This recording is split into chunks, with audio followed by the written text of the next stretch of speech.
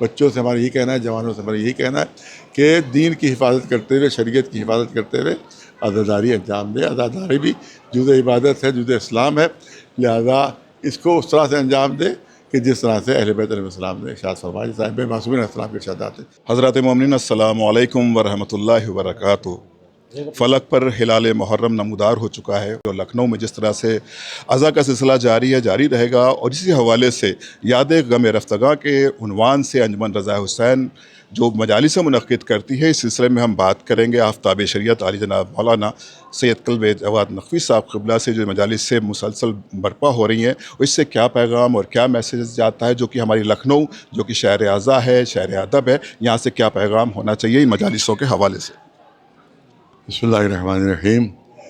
استقبال اعضاء کے عنوان سے یہ مجالس کافی عرصے سے ہو رہی ہے، جیسے کہ یہاں پر بورڈ بھی لگا ہے کہ جناب طاہر ولی صاحب علیہ مقامہ،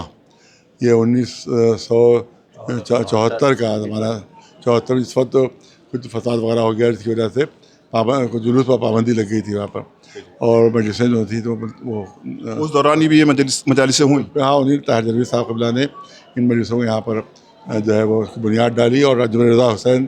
نے اس کی ذمہ داری لی ہے، اور وہ آج تقریباً یہ مسلسل مجلسیں ہو رہی ہیں،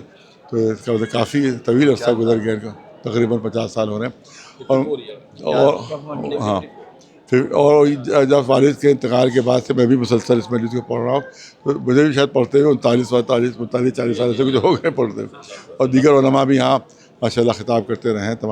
تمام بزرگ علماء، ہمارے جوان خطبہ سب کے سب یہاں پر خطاب کرتے رہے ہیں، اور بہت ہی مقبول یہ پروگرام اس وقت لکھنؤ کا ہے استقبال اعضاء کے نام سے، اور الحمدللہ اس کی وجہ سے آپ نے دیکھا ہوگا کہ تقریباً 14 دن یہ مجلسیں ہوتی ہیں، 14 معصومین کے نام پر یہ 14 دن یہ مجلسیں ہوتی ہیں، تقریباً لکھنؤ کے تمام خطباء ذاکرین علماء ان مجلسوں میں خطاب کر چکے ہیں اور کر رہے ہیں اب، اور اللہ نے اس کو بہت مقبولیت دی ہے، اور مولا نے اس کو مقبولیت دی ہے۔ میری دعا ہے کہ جو اس کے جو منتظمین ہیں اس کے انجمن کے، اور جو ان کو بھی صحت و سلامتی عطا ہو، تو لوگ عطا ہو،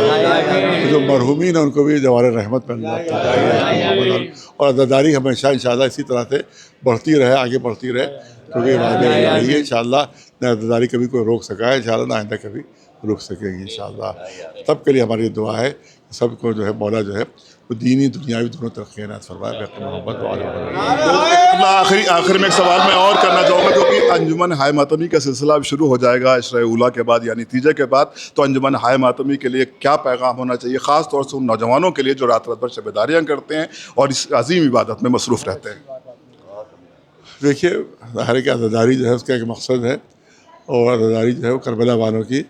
جو شہادت ہے اور ان کی جو قربانیاں ہیں ان کی یاد میں ہی ہے، تو ہم کو یہ دیکھنا چاہیے قربانیاں کس مقصد سے دی گئی ہیں، کیونکہ جب وہ مقصد اگر پیش نظر نہیں ہے تو پھر ہماری عزا کا ظاہر ہے کہ